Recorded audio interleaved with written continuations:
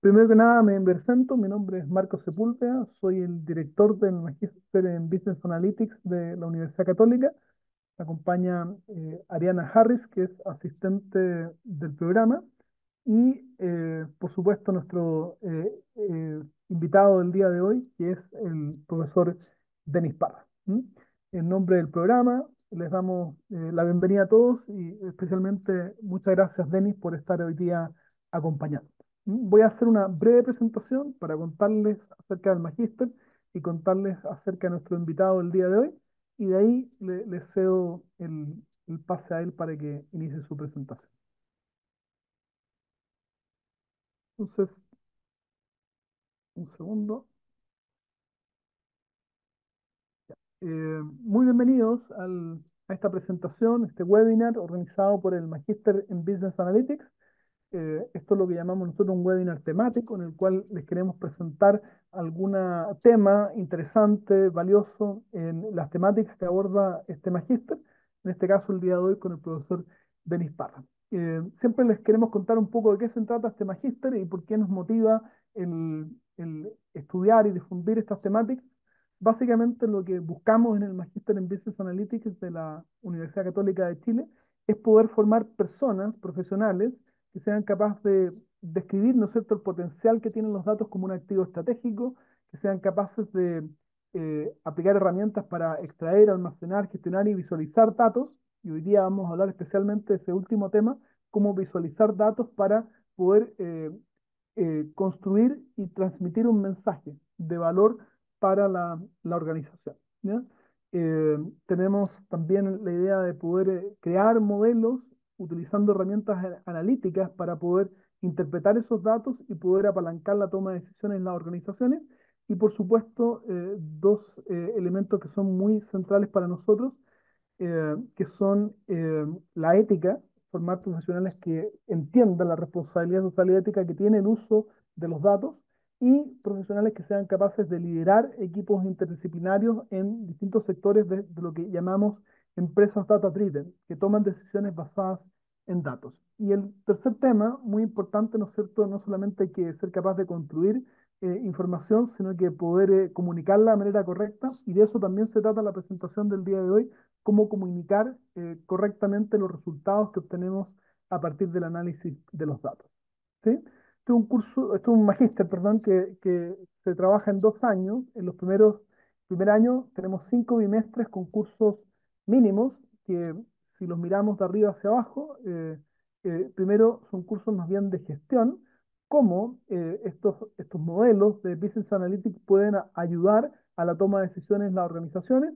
Si vemos la línea inferior de los cursos mínimos del primer año, tiene que ver con cursos que nos preparan técnicamente, temas de manejo de datos, de análisis de datos en Python, visualización de datos, que es el curso que el profesor Denis Parra enseña en este magíster, Machine Learning y procesamiento de datos masivos.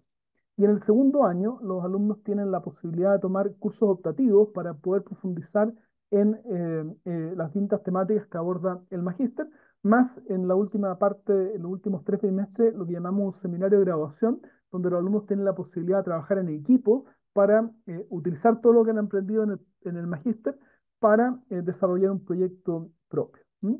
En los cursos optativos se puede profundizar en las técnicas analíticas, por ejemplo, sistemas recomendadores, que es una temática que trabaja Denis, y, o en la aplicación de distintas técnicas analíticas en distintos ámbitos de la organización, en operaciones, en la relación con el cliente, en temas de finanzas, etcétera. Y también podrían tomar algunos cursos que son de otros programas que de los magísteres online de la universidad, en que se abordan temáticas afines a nuestro magíster. ¿Sí? La dinámica de aprendizaje de estos cursos que se entregan en formato online, primero es 100% online.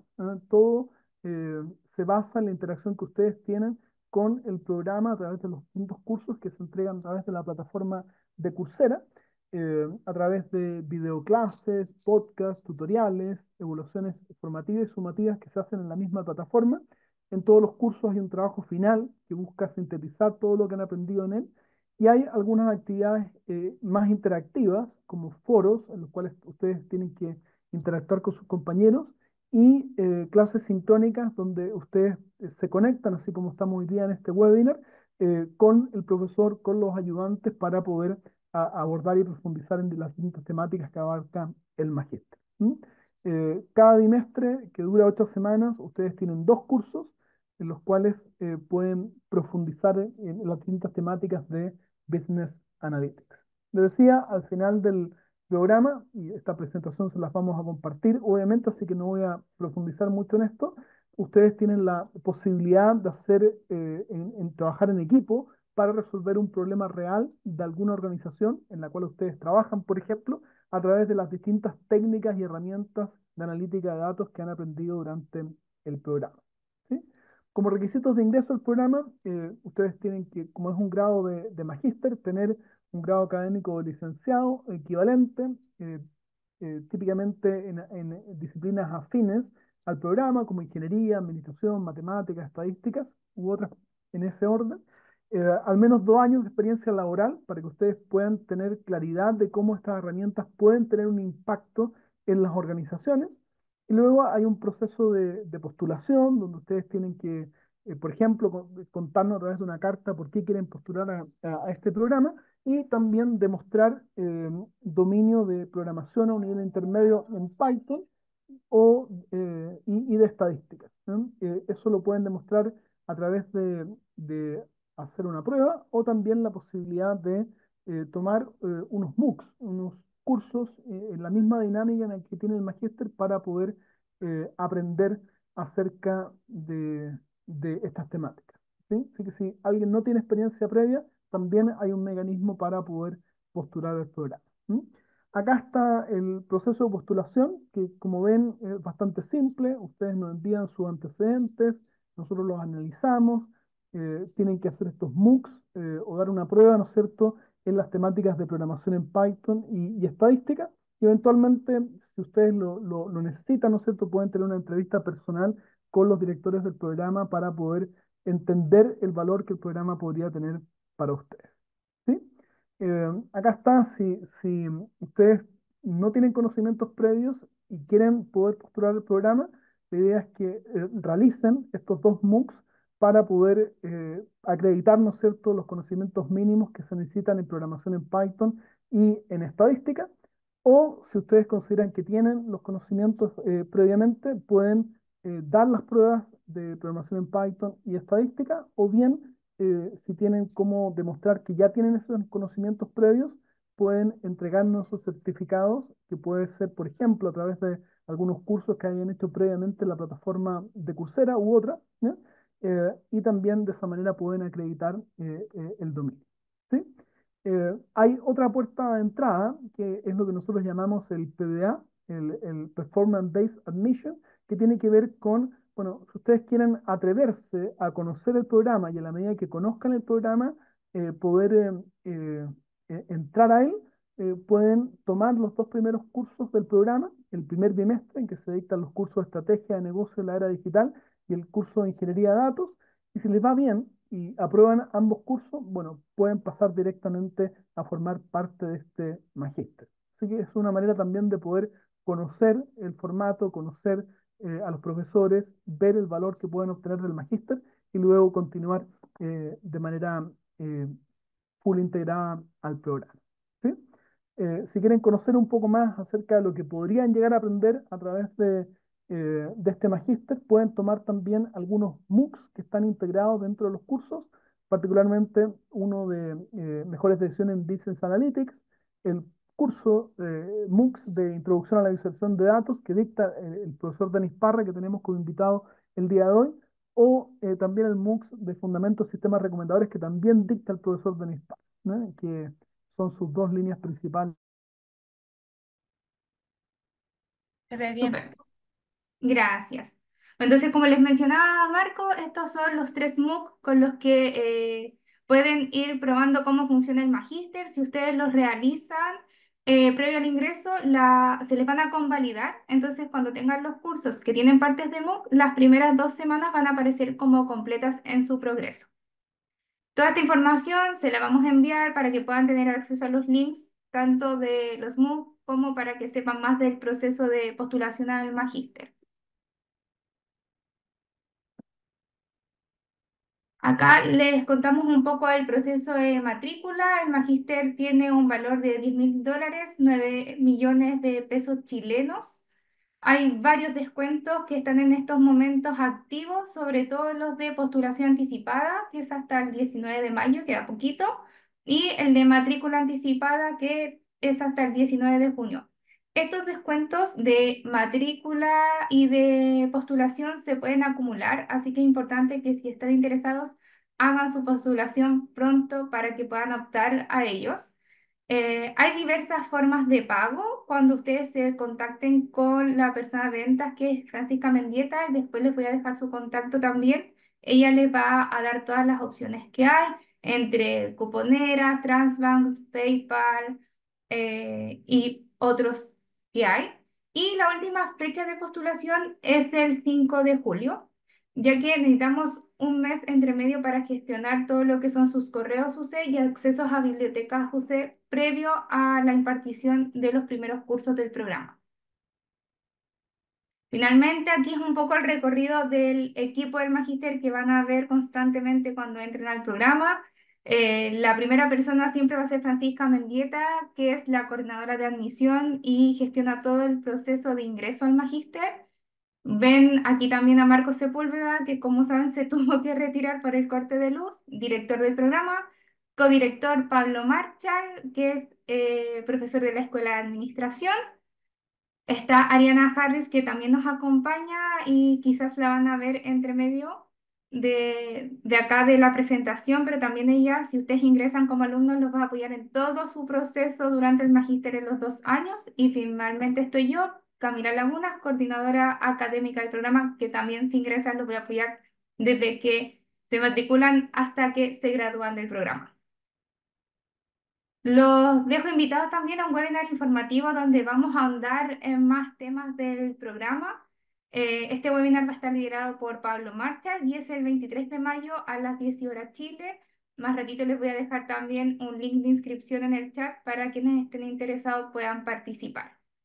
Y ahora a lo que nos convoca el webinar de visualización de datos para contar historias con el profesor Denis Parra.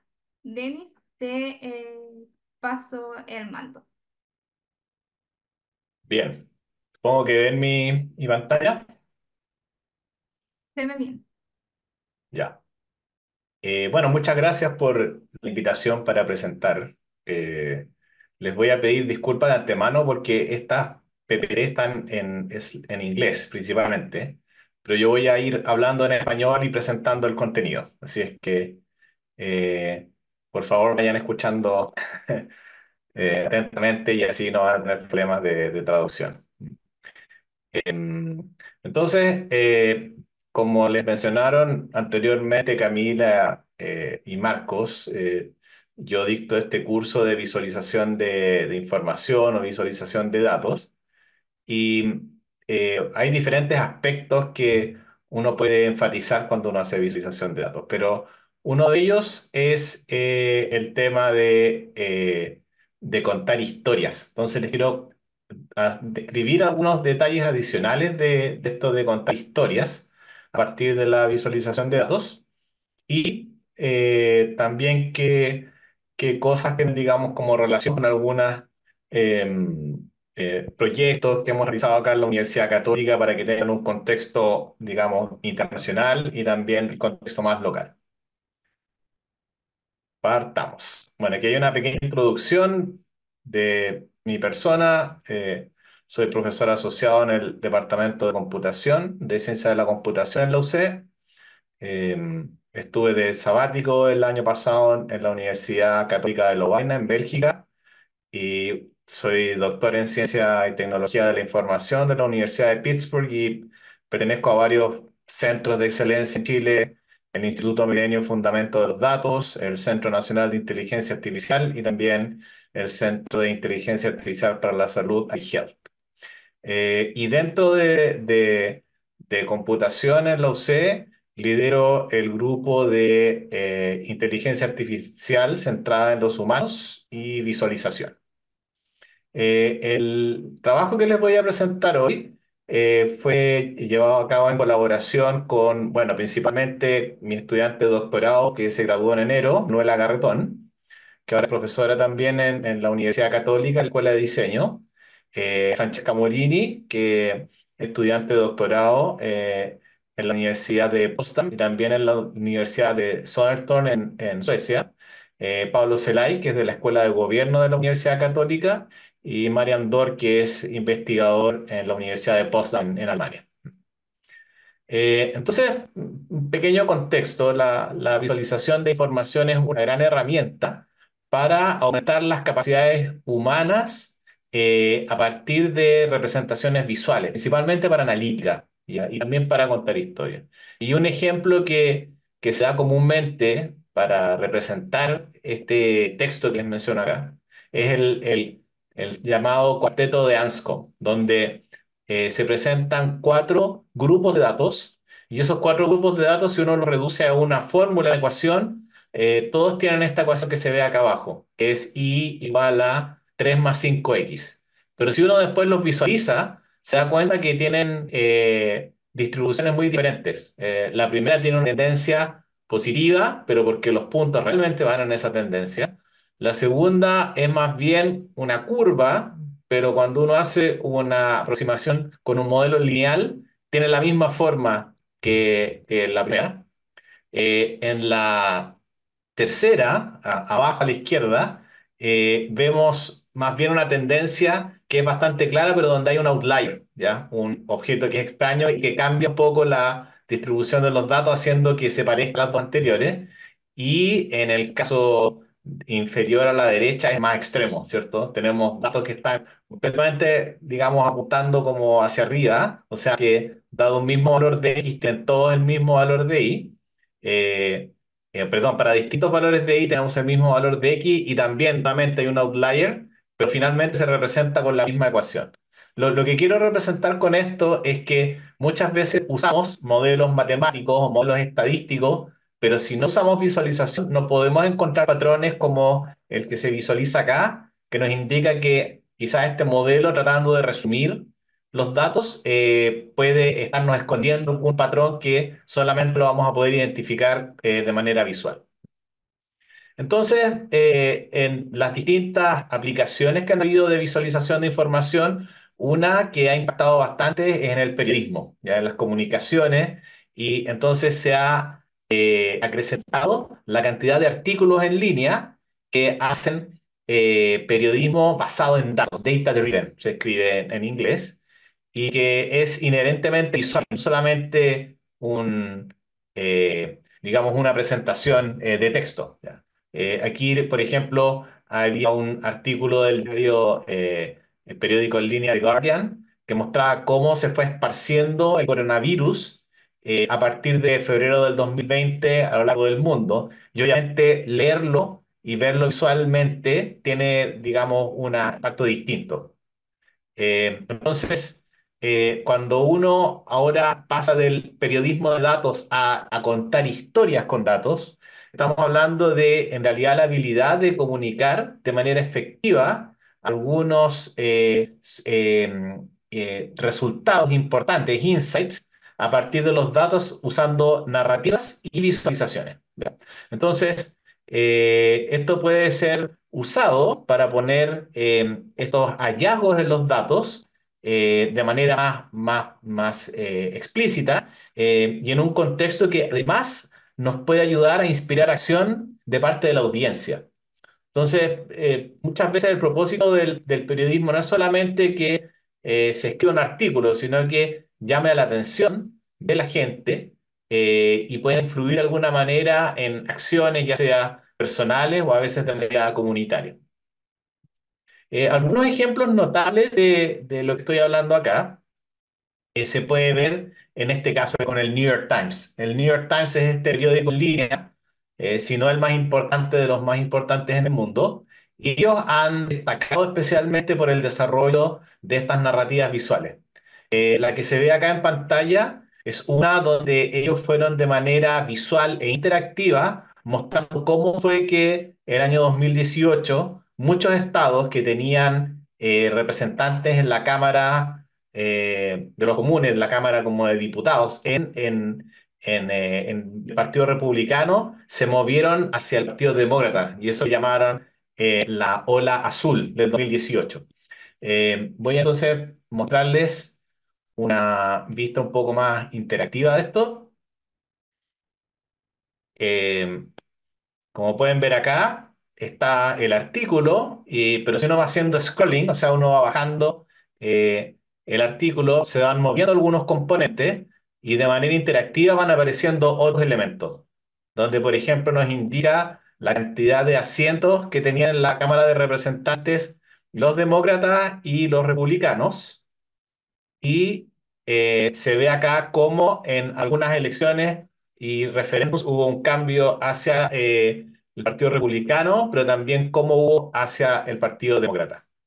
Después, esto se puede representar gráficamente con un gráfico de barras horizontal, indicando cuáles fueron los cambios más importantes en cuanto a porcentajes de votos, tanto para un partido como para el otro. Y además, estos son distritos donde los republicanos ganaron. Bien. Entonces, aquí podemos ver que es un tipo de historia distinta como normalmente lo leemos, por supuesto, en un periódico impreso, pero más aún que cuando lo vemos en un periódico digital, donde estamos acostumbrados quizás a ver una fotografía estática o quizás un gráfico estático y una historia. Aquí la historia se cuenta a través de una narrativa visual.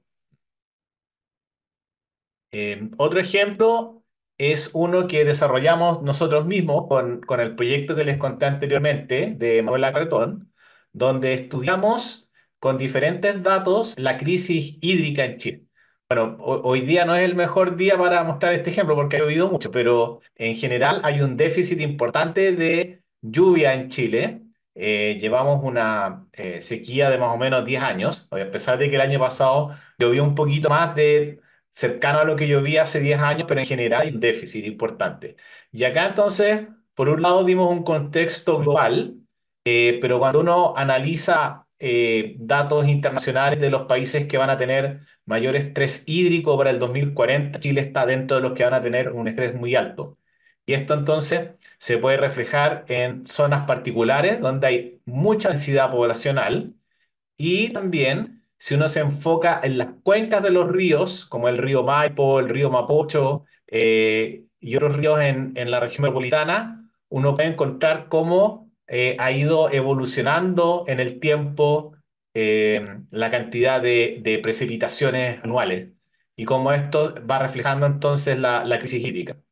Ahora, la idea de esto también es reflejar cómo han ido entonces bajando la cantidad de agua disponible en las reservas que hay en la cordillera y a la cual nosotros, quienes vivimos en la región metropolitana, nos consumimos. Y hay algunos, digamos, aspectos, por ejemplo, qué impacto puede estar teniendo la minería, que consume mucha agua, pero también qué medidas se podrían tomar para poder a la vez tener un buen desarrollo económico, pero sin poner en riesgo el consumo de agua a nivel humano. También hay una descripción visual e interactiva de los distintos organismos estatales que pueden tener que ver con la regulación del agua y con mejorar quizás las políticas públicas para que esto no se transforme en un desastre, por ejemplo, de aquí al 2040.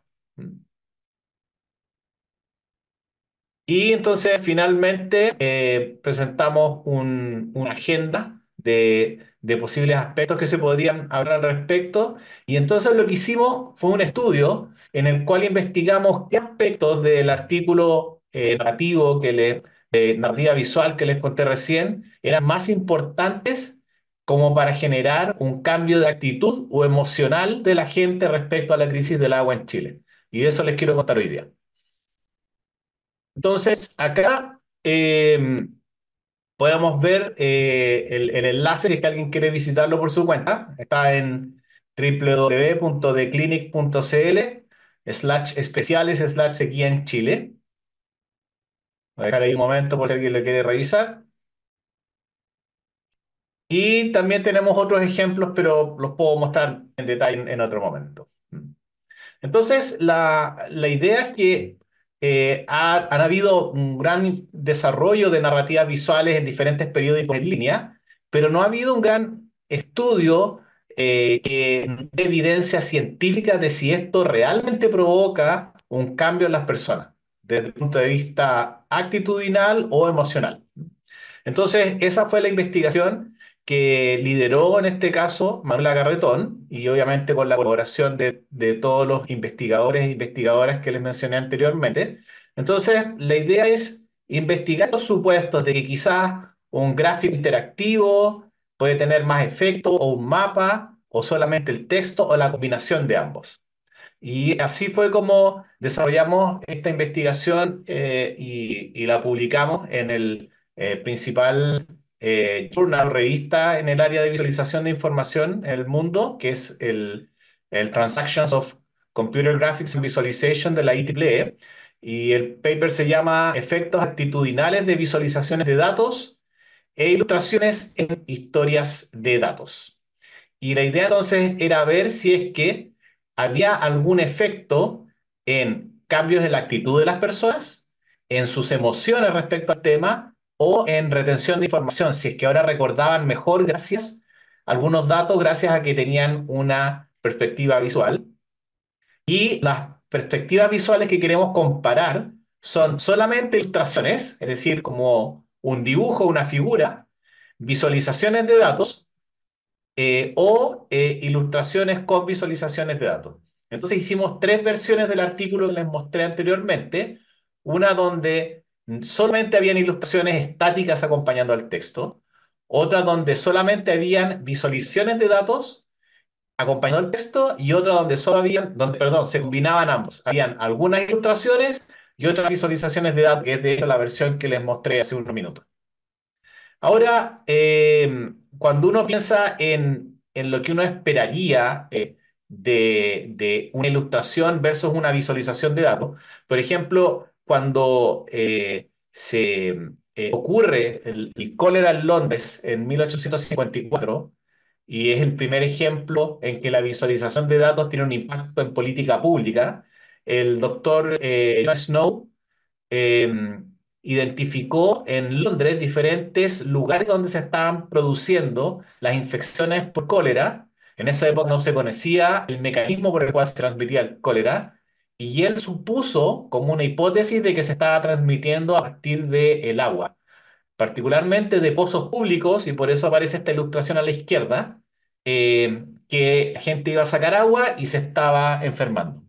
Entonces, por un lado a la izquierda vemos una ilustración donde salen niños que están al lado de un pozo y la muerte o una representación de la muerte que está bombeando el agua. Y a la derecha vemos una visualización donde hay un mapa de Londres, hay puntos y entonces queremos ver cuál de estos dos tiene un mayor impacto en cómo la gente finalmente percibe un tema como el de escasez hídrica en Chile.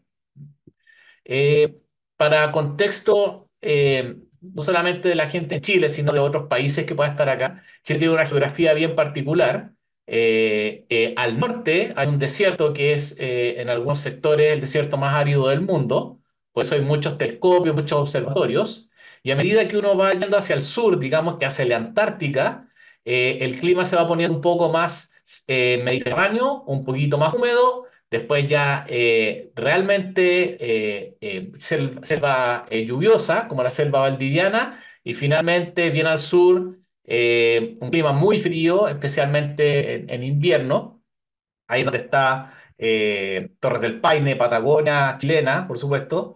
Y entonces acá lo que estamos hablando es que a pesar de que este país tiene una gran superficie, la población se concentra al centro del país y especialmente en Santiago, que tiene un tercio de la población de todo el país. Y aquí es donde hicimos el estudio con estas cuencas de hidrografía. Bueno, acá hay una vista adicional de lo que les había comentado de la expectativa de estrés hídrico del 2040 y cómo hay zonas en África, en el Oriente Medio, también España, que están a la expectativa de tener un gran estrés hídrico y en Sudamérica está Chile con un riesgo bastante grande. Entonces, estas son las tres versiones que les mencionaba del artículo. La primera donde el texto es acompañado de ilustraciones estáticas. La segunda donde el texto es acompañado de visualizaciones, como mapas y como algunos gráficos. Y otra donde tenemos tanto las ilustraciones como las visualizaciones para contar esta historia visual. Entonces, hicimos una primera medición en que los sujetos del estudio, antes de siquiera ver el artículo, les hacíamos algunas preguntas, por ejemplo, datos demográficos, su actitud en general respecto de algunos temas relacionados con el medio ambiente y sus emociones y también qué tan comprometidos se sentían con aspectos, por ejemplo, del medio ambiente. Después pasaron por alguna de estas tres condiciones, ya sea solo ilustraciones, solo visualización o la combinación de ambas. Y una vez terminado el estudio, nuevamente hicimos una medición de sus emociones, de qué información habían retenido y de su actitud respecto de este tema. Y también algunas preguntas abiertas donde también usamos algunos esquemas ya validados, como el PANAS, que es una forma de evaluar aspectos de afecto positivo y negativo. Y para ver si es que realmente esto se incrustaba de alguna manera en las actitudes y emociones de la gente, los contactamos una semana después y les volvimos a hacer las mismas preguntas que en T1 para saber si todavía tenían esa retención de información, las emociones que había despertado el artículo y también las actitudes. Si es que después de una semana ya vemos que, digamos, decayó, esto quiere decir que el efecto que tiene la visualización o la ilustración es más bien inmediato y no es algo que realmente tenga un impacto largo y que pueda después impactar quizás en políticas públicas. Pero si veíamos que había algún elemento que cambiaba, quiere decir que sí, este tipo de forma de presentar información y análisis y visualizarla puede tener un impacto grande. Entonces, hicimos, digamos, un estudio donde contactamos a bastante gente por diferentes medios, correo electrónico, formularios, en línea, y nos respondieron finalmente 133 personas que respondieron tanto el preestudio como el estudio, la encuesta inmediatamente después de leer el artículo, y de esos, un poquito más de la mitad nos respondieron después de una semana. Y más o menos la demografía es esta: personas entre 18 y 67 años, 61 mujeres, 70 hombres, 2 de género diverso. Y en cuanto a la escolaridad, 58 que tenían el liceo, la enseñanza media, como le decimos en Chile, terminada, 32 que habían terminado la universidad y 41 que tenían un grado académico mayor. Entonces, en cuanto a los resultados, primero queríamos ver si es que había habido un cambio actitudinal en alguna de las diferentes condiciones. Las condiciones eran A, B y AB. El AB es el que combina ilustración y visualización, el B es el de solo visualización y el A es el de solo ilustración. Y aquí vimos algo interesante. Esta línea es el cero, que me indica que no ha habido un cambio desde, por ejemplo, inmediatamente después de leer el artículo respecto de la emoción inicial, antes de siquiera leerlo. Y acá cuando digo T2 menos T0 me refiero al cambio significativo respecto de una semana después. Y algo interesante que vimos es que apenas termina el estudio y tienen que responder a encuesta, solamente en la condición con visualización vimos que la gente tenía un cambio significativo de actitud. Es decir, si es que ellos tenían una actitud más bien neutral o negativa respecto al cambio climático, aquí era positiva o al revés. En este caso, el hecho de que nos indique negativo quiere decir que quizás antes no estaban tomando muy en serio esto y después de leer el artículo ya se lo estaban tomando como que este era un problema bastante grave. Y lo interesante es que una semana después ese cambio de actitud se mantuvo. Como pueden ver, esta línea, que es el intervalo de confianza, no está tocando el cero. Eso nos indica que es persistente el cambio de actitud de la gente cuando usan visualización, pero esto no se ve tan marcado cuando usan solamente ilustraciones o cuando usan la combinación de ambas. Eh, bueno, ese es un resumen de lo mismo. En cuanto a las emociones, encontramos que algunas emociones sí tenían un cambio significativo y que se mantenía en el tiempo y otras no.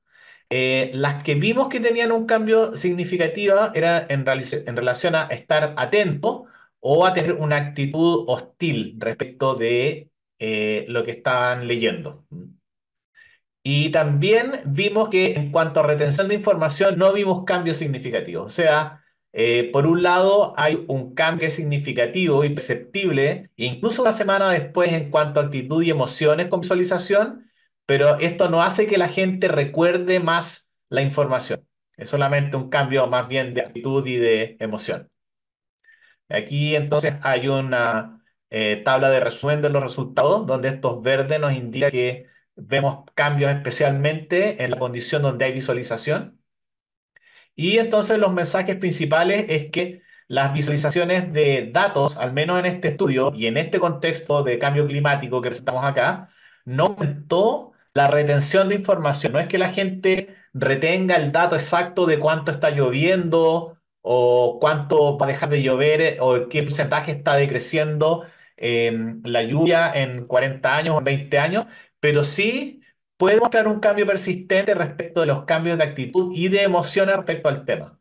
Así es que hacer este esfuerzo de parte de los medios, de los periódicos o de otros medios en línea puede tener un impacto importante en la opinión pública y por supuesto después entonces podría tener un impacto fuerte en apoyar políticas públicas en relación a estos temas. Bueno, aquí hay algunas ideas de trabajo futuro, como generalizar a otros temas, no solamente el tema de clima, también estudiar con diferentes posiciones en que pueden ir estos elementos de texto y visuales y también diferentes tipos de gráficos, porque en realidad hay una infinidad de gráficos posibles y aquí principalmente vamos con mapas o con ilustraciones, pero no usamos, por ejemplo, muchos gráficos de barra, scatter plots o de dispersión, box plot, y quizás ciertos tipos de gráficos pueden tener más impacto que otros. Bien. Bueno, esto era lo que quería contarles hoy. Voy a dejar de compartir y tenemos un tiempo para responder algunas preguntas. Muchas gracias, Denis. Te voy a ir leyendo algunas preguntas que han llegado. Una es, ¿cuál es el impacto visual o de comportamiento de la ilustración con datos y si depende de la cultura de la audiencia? Bueno, aquí lo que estamos viendo es que la visualización comparado con las ilustraciones solamente estáticas tiene un impacto significativo. La gente reporta, voy a compartir los resultados, reporta cambios en, por ejemplo, algunas emociones. Por ejemplo, el enojo. La gente reportó enojo inmediatamente después de leer el artículo, pero una semana después, en promedio, ya no estaban enojados. Así que esa emoción es como más, digamos, momentánea. Pero si es que esto los inspiraba o los hacía sentirse activos u hostiles frente a esta información o atentos, esto sí se mantenía en el tiempo. Por otro lado, la ilustración, acompañando el texto, sí producía inmediatamente, después de leer el artículo, enojo o inspiración, pero una semana después ya se había perdido esa emoción. Entonces ahí puedes ver cómo, al menos este estudio nos mostró cambios que sí se dan con ilustraciones, pero que no son persistentes después de una semana al menos. Y en el caso de cuando uno combina ambas, se ven estas tres condiciones. Por ejemplo, si es que uso ilustraciones y visualización, inmediatamente después de leer el artículo, la gente indica enojo, inspiración, estar activo, pero de esas tres solamente se mantiene el sentirse inspirado, como que quieres hacer algo y tienes la inspiración, pero las otras dos emociones ya no están tan presentes después de una semana. Y en cuanto a los cambios de actitud, en diferentes preguntas que hicimos con distintas escalas, esto se observa solamente en la condición de visualización, no en las otras dos, y en ningún caso vimos cambios significativos en retención de información. No quiere decir que la gente no le sirva esto para aprender. Lo que estamos diciendo es que no hubo diferencias entre las distintas formas de visualizar. ya sea que te entrego texto, visualización o texto con ilustraciones, te vas a acordar más o menos de lo mismo. Y cuando pase una semana, te vas a acordar más o menos de lo mismo. No es que la visualización te haga acordarte más que en las otras condiciones. No sé si eso responde la pregunta. Sí, en esa misma línea, Denis, había otra pregunta que creo que también contestaste en parte, que dice cómo medir el cambio de la actitud a través de la opinión de la persona sobre una práctica o la práctica misma.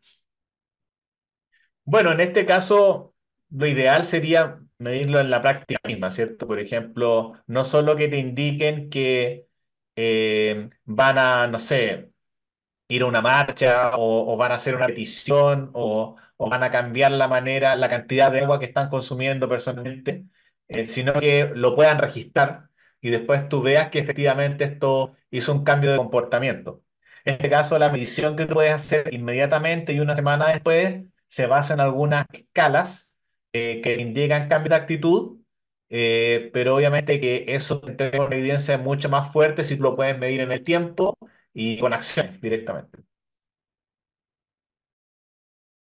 Gracias, Denis. Hay otra pregunta en el chat que dice, en tu criterio, ¿se puede decir que la matemática es parte determinante para poder hacer un buen uso e interpretación de los datos?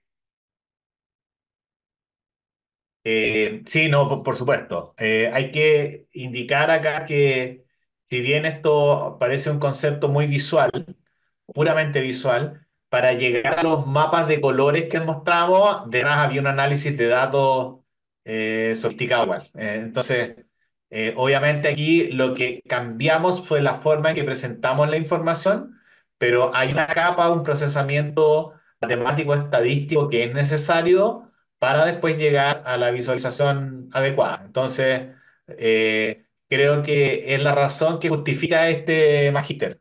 No es solamente un magíster en visualización, no es un magíster exclusivamente en analítica visual, tiene componentes de estadística, de ciencia de datos, de machine learning y de visualización para poder ese conjunto de habilidades ponerlas en práctica en algo como lo que ven acá. Pero el fundamento matemático es esencial, es por eso que esto normalmente lo hace un equipo y no solamente una persona. Gracias, Denis. Aprovecho de decirle a Susana que tiene la mano levantada, que lamentablemente como es una sesión seminario no puedo activar micrófonos, pero le invito a dejar en el chat o en la sesión de preguntas y respuestas su consulta y la puedo ir leyendo. Eh, Flavio, que era de la pregunta anterior, del cambio y de la primera pregunta que te hice, menciona que las personas no retienen datos sino emociones a corto y mediano plazo, como un comentario. Y Mosía Díaz tiene aquí unas preguntas. Dice, dado que las empresas como visualizadores tienen un enfoque muy corporativo y por tanto cobran por sus licencias, ¿qué herramientas recomiendas para comenzar a armar un portafolio? ¿Algún repositorio de datos abierto interesante? Bueno, en el curso de visualización, nosotros lo hacemos en Python, justamente porque Python es gratuito y bueno, de alguna manera eh, el punto como el contra de eso es que hay que programar. Ahora, herramientas como Power BI o incluso como Tableau tienen versiones gratuitas, pero que efectivamente si tú le vas a dar un uso comercial, tienes que pagar por ellas. Han salido algunas herramientas que permiten, digamos, a partir de algunos clics, generar visualizaciones para dominios particulares. Por ejemplo, hay una muy buena de Uber que se llama Deck y Kepler, y que tú puedes cargar, por ejemplo, un mapa y puedes dibujar y hacer visualizaciones muy espectaculares, la verdad, y esa es completamente gratuita. También han salido algunas bibliotecas de Python que con mucho menos código que Matplotlib puedes hacer algunas visualizaciones interactivas. Hay algunas herramientas que se han presentado y que lamentablemente sí, que de pronto la comunidad las mantiene por unos 2, 3, hasta 5 años y después se dejan de mantener y como la tecnología va cambiando muy rápido, sale una nueva versión de navegador, de JavaScript y ya después no son compatibles. Y ese puede ser un problema. Pero hay herramientas como las que mencioné que te permiten hacer gráficos, digamos que haciendo clic, y otras donde tienes que programar, digamos que les puedo mostrar un ejemplo acá. Em, Hicimos hace un par de años esta visualización con un equipo acá en la Universidad Católica para mostrar el impacto que estaba teniendo, la contribución que estaba teniendo la investigación de la Universidad Católica en la agenda de Objetivos de Desarrollo Sostenible, ¿m? Que son estos 17 objetivos de la Organización de Naciones Unidas. Y entonces acá lo que hicimos fue una visualización donde la conectamos con una base de datos que nos indica los diferentes artículos que se producen en la universidad por distintos investigadores que representan a diferentes facultades y cómo contribuyen a estos diferentes objetivos de desarrollo. Entonces, acá arriba están los objetivos de desarrollo y acá abajo están las diferentes facultades. Entonces, como es de esperarse, por ejemplo, en vida submarina, la facultad que contribuye más en cuanto a su investigación es la de ciencias biológicas, ¿cierto? Eh, Hay algunas por acá también que vienen evidente, por ejemplo, en ciudades y comunidades sostenibles, arquitectura, ingeniería, historia y geografía. eh, Había otra por acá que era bastante también marcada, esta, ¿cierto? En salud y bienestar, la facultad de medicina, química y farmacia y ciencias biológicas son las que más contribuyen, ¿ya? Y ahora si yo hago clic acá, este espacio se abre eh, y entonces podemos ver directamente los artículos. ¿M? Uno puede ver aquí de la Facultad de Medicina, autores, revistas y también el DOI, el Document Object Identifier, para ir al artículo particularmente. Entonces uno puede ahí revisar qué investigación se está haciendo y qué contribuye al objetivo de salud y bienestar. ¿Mm? También uno puede aquí ir pinchando directamente por diferentes facultades y ver cómo estas facultades están contribuyendo a, a los diferentes objetivos de desarrollo sostenible. ¿Mm? Y uno puede también abrir esto acá con submetas que están dentro de cada uno de estos objetivos. Entonces, para hacer esto se hizo gratuitamente en cuanto a las herramientas, pero se programó todo en JavaScript. Entonces, esto requiere saber programación. Pero repito que han salido de a poco herramientas. Hay una que es semiautomática, que se llama Vega, VEGA, y Vega Lite, y con muy poca programación puede ser gráficos interactivos. Así que también esa la puedo recomendar para poder utilizarla sin tener que estar pagando una licencia comercial muy cara. Gracias, Denis. Te voy a leer algunas preguntas más que han ido llegando. Una dice, para casos de negocios, ¿cuál es la recomendación cuando presentamos datos? ¿Visualización o ilustración o ambos? Yo diría que es ambos. Lo que pasa es que cuando uno introduce el tema y quiere motivar, yo usaría más ilustraciones, pero ya cuando quiero presentar algún fenómeno o el resultado de, no sé, de una campaña o de alguna técnica de inteligencia artificial o de ciencia de datos para mejorar, por ejemplo, algún proceso, ahí yo prefiero una visualización de datos. Así que creo que cada una de estas formas de visualizar tiene un rol distinto, pero son importantes. También nos preguntan con qué software trabajas tú tus mapas habitualmente y qué herramientas utilizaron para la investigación que nos mostraste. Yo personalmente uso Python. Por ejemplo, si es que no voy a hacer mapas interactivos, uso GeoPandas, que es una mezcla de Pandas que permite hacer como data science con data frames.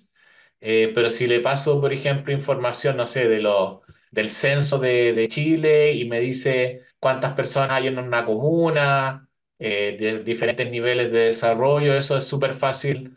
Abrir, por ejemplo, un Jupyter Notebook o un Google Colab, cargar estos datos con GeoPandas y visualizarlos. Es bastante rápido y es muy cómodo. Y cuando he querido hacer algunas cosas ya más sofisticadas con alumnos sin que tengan que programar tanto, repito, la biblioteca Kepler o la biblioteca DEC pueden ser muy útil. Kepler es una herramienta visual, uno carga cosas, hace clic y lo visualiza. En DEC hay que programar, hay diferentes lenguajes. Eh, y de pronto igual puedo hacer cosas cuando ya son estáticas en Matplotlib, en Python. Hay diferentes bibliotecas Matplotlib que también pueden hacer cosas interactivas, no solo estáticas, como Plotly, pero van cambiando de pronto, Seaborn, pero pueden ser bastante útiles y yo al menos prefiero como escribir código, no sé, como que me enredo con los clics y prefiero codificarlo en Python. Gracias, Denny. Tengo un par de preguntas más. Una de ellas es, ¿los cambios de actitud pueden ser positivos para campañas educativas que apunten a cambios de ámbito, por ejemplo, en campañas de salud? Mira, yo diría que esto te da evidencia que sí, pero creo que como esto no tuvo que ver con salud, habría que hacer esa investigación. O sea, ya que esto es un magíster y hay que hacer un proyecto final de tesis o de trabajo de título, sería un buen proyecto. Por ejemplo, programar una interfaz donde hay un artículo, por ejemplo, solo con texto o con unas ilustraciones y otras con visualización y medir, tal como lo hicimos acá, antes y después de usar la visualización, si es que hubo un cambio de actitud y quizás medirlo en un par de semanas, entonces tener más evidencia que solo lo que yo voy a indicar. Acá yo te digo, uno puede formar la hipótesis, porque si ya funcionó en un caso, puede funcionar en otro, pero de pronto en los diferentes dominios pueden haber cambios importantes que interactúan con estas variables, así es que es mejor hacer la experimentación. Gracias. Quedan dos preguntas más. Una tiene que ver con el texto en base a artículos y storytelling con imágenes. ¿Es de más impacto que los datos estadísticos? Bueno, acá estamos investigando particularmente cómo las visualizaciones que acompañan a un artículo periodístico impactan. No comparamos contra solamente gráficos. Así es que no puedo responder esa pregunta según la información que tengo de este experimento. Habría que hacer el experimento y habría que leer la literatura, quizás hay algo hecho al respecto. Entonces, no me atrevo a decir porque puede que algún tipo de información sea bueno también describirla de manera textual. Y esto quizás nos remite a que modelos como ChatGPT, que también pueden generar ahora imágenes, son buenos para generar texto y también para comunicar, porque uno complementa la información textual, que es como un canal en el que estamos recibiendo información, y la información de gráficos, que puede ser otro canal. Gracias. Y la última pregunta, en honor al tiempo y porque tampoco veo muchas más, es ¿cómo interpretamos el dato AB que sale negativo, la diferencia en actitud en la primera semana de lectura y en la segunda? A ver. ¿También debiésemos hacerlo? A ver, acá, por ejemplo. Sí, acá que el cambio sea negativo quiere decir que inicialmente la persona, digamos, que tenía una actitud hacia la crisis, por ejemplo, que la medimos en una escala de 1 a 5 y después obviamente acá normalizamos para que estén valores más pequeños. Digamos que, ¿cuál es tu actitud? Es negativa, creo que está, digamos, el desastre en el mundo, vamos a morir todos, 0, ¿ya? O 1. Y no está tan mal, yo creo que todavía podemos hacer harto, pero sí es preocupante, no sé, 3. y no, está todo bien, es todo un invento lo del cambio climático, en realidad no hay ningún problema. 5. Y el hecho de que estos valores sean negativos, te dice que después de leer el artículo, ese que está en promedio muy tranquilo, ahora está un poquito inquieto. Y dice, sí, que dice que no, esta cuestión realmente es preocupante. Y eso, por eso se mueve al negativo. En cambio, y esto bueno, aquí una muy buena pregunta, porque en el caso de la A, que es la ilustración, después de una semana incluso se mueve para la derecha. O sea, la persona ahora está más tranquila. Eh, Así que, pero como toca el cero un poco, no es significativo realmente la diferencia, pero tiene una tendencia que es como, no solo no hay cambio, sino que tiene cambio para el lado incorrecto de alguna manera. Sí.